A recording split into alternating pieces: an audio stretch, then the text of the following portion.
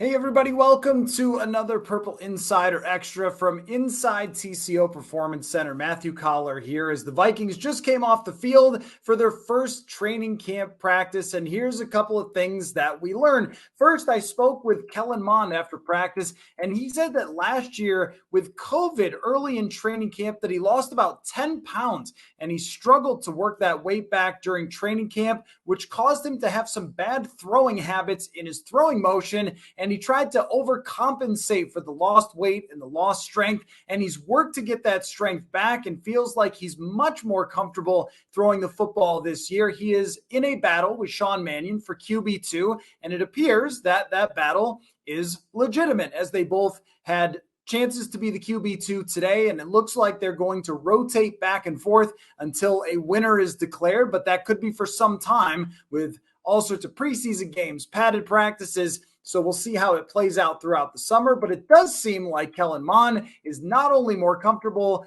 but will get a legitimate shot at QB2. At linebacker, Jordan Hicks was out today with a non-COVID illness, and it was a precaution, the reason that he was not out there with his teammates, but we did get a hint at the linebacker depth as Troy Dye filled in for Jordan Hicks in the place next to Eric Kendricks. We also saw Brian Asamoah and Chaz Surratt work with the second team, and Asamoah got a little bit of work with some dime packages out there as well. At safety, Lewis Cine is going to have to earn it if he wants to be next to Harrison Smith. Cam Bynum took all the first team reps next to Harrison Smith today in the first practice, so nobody panic, but it does appear that the coaching staff's plan is to make the rookies work their way up if they want a shot to start on this team. Irv Smith Jr. today, a full go. He caught a touchdown pass from Kirk Cousins, also spoke to the media before practice, and he said that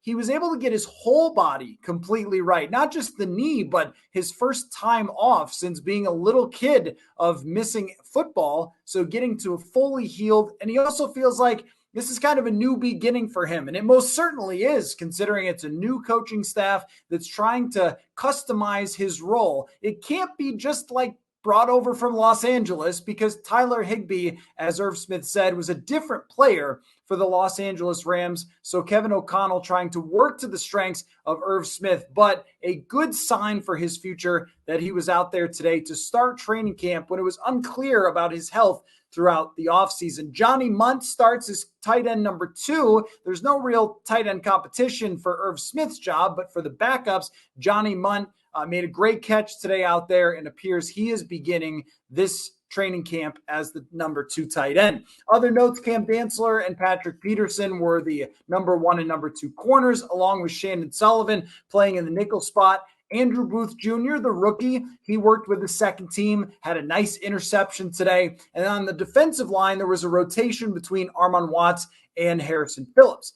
We also talked to Justin Jefferson for the first time in a few months. He's given some other interviews about how explosive this offense can be and what that can mean to his numbers. But today, he was a little more muted, saying he hates losing. He wants to be on a winning team, which they have not been since he got here. And he wants to leave this year being known as the best wide receiver in the league. He was asked about his future, and he essentially said he's not worried about the money. Well, okay. But he's certainly worried about having a great year, which I'm sure he knows will lead to a contract offer after this season. The Vikings practice inside US Bank Stadium on Friday, and then fans come out. The pads will be popping after that, and we'll have it all covered on Purple Insider. So check out the Purple Insider podcast. Keep it here. Subscribe to this channel, and check out purpleinsider.com for our written work, and we'll catch you later.